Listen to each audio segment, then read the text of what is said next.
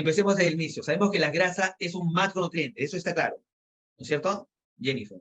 Sí. Sígueme con tu cabecita, me haces así, o me haces así, ¿sí? La grasa es un macronutriente, ¿no es cierto? Tenemos diferentes tipos de grasa, ¿estamos bien? Obviamente, el esqueleto de las grasas son muy parecidos, pero hay de diferentes tamaños. Ojo, préstame atención ahí. Hay grasas de diferentes tamaños, ¿no es cierto? Y combinadas con diferentes tipos, digamos, también de nutrientes. ¿Vamos bien? ¿Sí?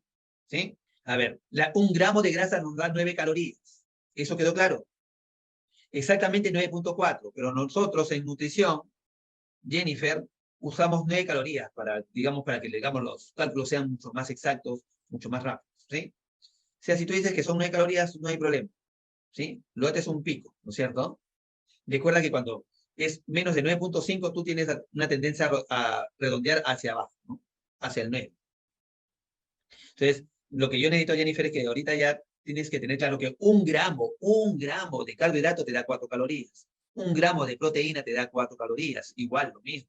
Un gramo de grasa te da 9 calorías. Más del doble. ¿Estamos bien? Entonces ya tenemos. La grasa es un macronutriente, ¿no es cierto? Hay diferentes tipos de grasas. La grasa nos dan 9 calorías, bien Alejandra, nos dan 9 calorías. Las grasas se almacenan como triglicéridos o triacilgliceroles, le dicen también. Pero más populares triglicéridos. Triglicéridos de glicerol.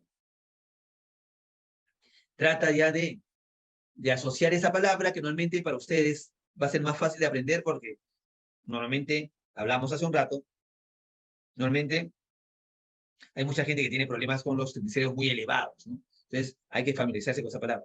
De esa manera, los triglicéridos se almacenan en nuestro cuerpo. ¿En dónde se almacenan? En las células de nuestro cuerpo. ¿Cómo se llaman esas células? Se llaman los adipocitos. ¿Está bien ahí? Esas células se llaman adipocitos. Tú dime, Jennifer, porque si es mucha información, vamos bajando, ¿no es cierto? ¿Está bien ahí? ¿Todo claro? Entonces ya sabes, las grasas se almacenan como triglicéridos, ¿en dónde? En los adipocitos. ¿En qué parte del cuerpo? Ahorita está pensando Jennifer, ¿y en qué parte del cuerpo?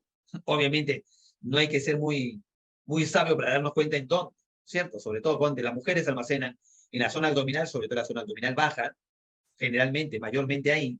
No quiere decir que no lo puedan almacenar en toda la zona abdominal, sí, también, pero generalmente es en la zona baja, en los muslos, en la cara interna de los muslos, en los glúteos, en las caderas, ¿no es cierto?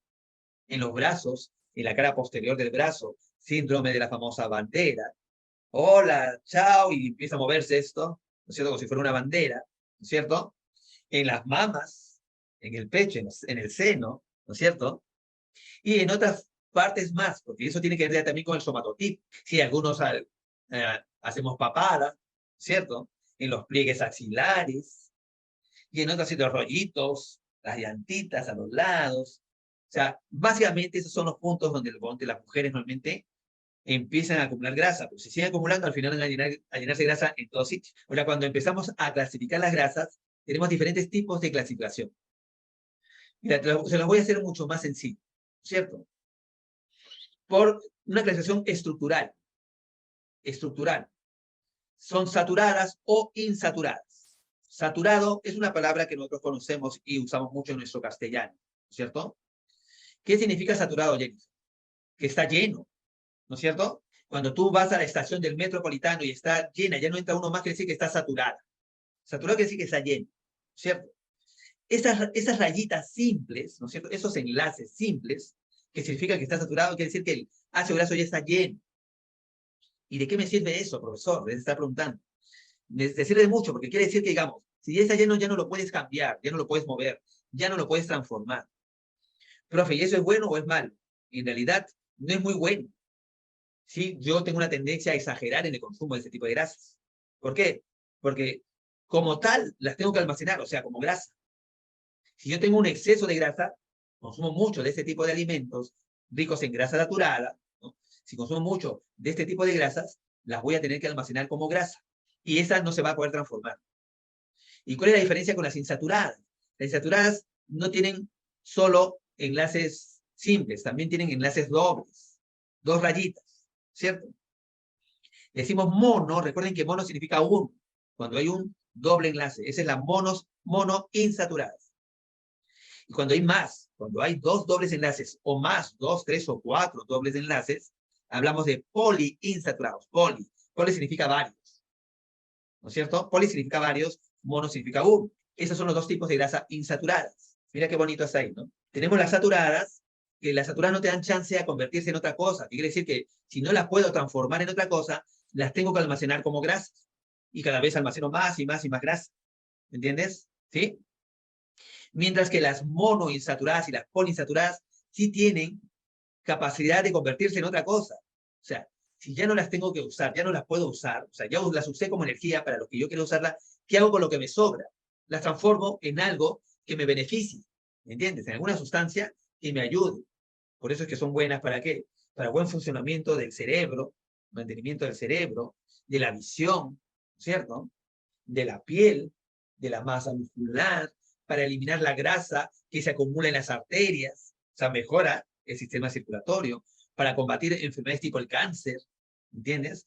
Para combatir o regular problemas de colesterol, porque estas sí se pueden transformar en otras sustancias que son beneficiosas para nosotros, que son benéficas para nosotros, ¿no es cierto? Que nos ayudan mucho, ¿me entiendes? Por eso es que viene el concepto de grasas buenas y grasas malas. En realidad, tienes que tener claro algo. Las grasas no son buenas ni malas. Los buenos o malos somos nosotros, que comemos mal, que consumimos mucho de una grasa que no nos conviene. Porque coincidentemente, los alimentos ricos en grasas saturadas son estas chatarras, ¿no es cierto? Todos los alimentos de origen animal son ricos en grasa saturada. Y todas las chatarras son ricas en grasa saturada. ¿Te das cuenta? Entonces, la grasa saturada la necesitamos. Sí la necesitamos. Es buena para nosotros, pero hasta cierto punto. En un porcentaje. Cuando sobrepasamos ese porcentaje es cuando nos empieza a hacer daño. ¿Y quiénes pasan ese porcentaje? Nosotros. Porque nosotros estamos alimentándonos mal. Estamos comiendo mal. Y nos estamos creando un sinnúmero de enfermedades. Nos exponemos a un sinnúmero de enfermedades que no debemos tener. Son un sinnúmero de enfermedades modernas, ¿no es cierto? Algunas de estas antiguas que se han agudizado, han empeorado, por el tema de la mala alimentación. Nada más, ¿me entiendes? ¿Se entiende el concepto entonces de saturado y de insaturado? Entonces, esa es una expresión según su estructura, ¿no? Como están formados. Repito una vez más, saturado e insaturado. Dentro de los insaturados tenemos los monoinsaturados y los poliinsaturados. A los mono y los poli le dicen grasas saludables, grasas buenas. A los saturados le dicen grasas malas, pero en realidad las grasas saturadas no son malas. En realidad las necesitamos, pero en pequeñas cantidades, no en tan gran cantidad como solemos consumirlas. La fritura, por ejemplo, el proceso de freír o recalentar hace que la grasa polimono se sature. ¿Me entiendes? Hay unas técnicas en cuanto a lo que es alimentación se refiere que hacen que el alimento sea delicioso, pero no sea más saludable. Al contrario, sea menos saludable. Con esto no te quiero decir que nunca más consumas frituras. Puedes consumir frituras, pero de vez en cuando. No todos los días. ¿Me entiendes? ¿Está bien? Grasa saturada por un lado, grasa monoinsaturada y grasa poliinsaturada, que son las grasas insaturadas, ¿no es cierto? Fuentes de estas grasas son normalmente las carnes y sus derivados. Obviamente todo lo que sea fritura, ya sabes que normalmente abunda la grasa saturada, ¿sí? La comida chatarra generalmente es rica en grasa saturada, ¿no bien?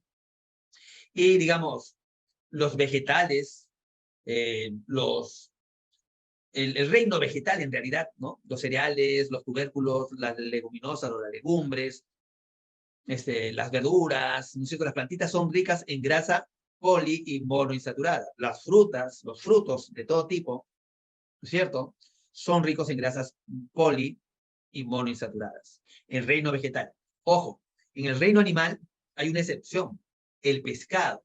El pescado es un animal, pero el pescado es rico en poliinsaturados. Eso deberían anotar, ¿eh? El pescado es rico en poliinsaturados. En el reino animal, casi todo es saturado, a excepción, digamos, de los alimentos de origen marino, sobre todo el pescado.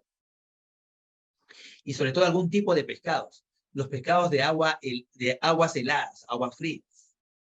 Esos son ricos en poli.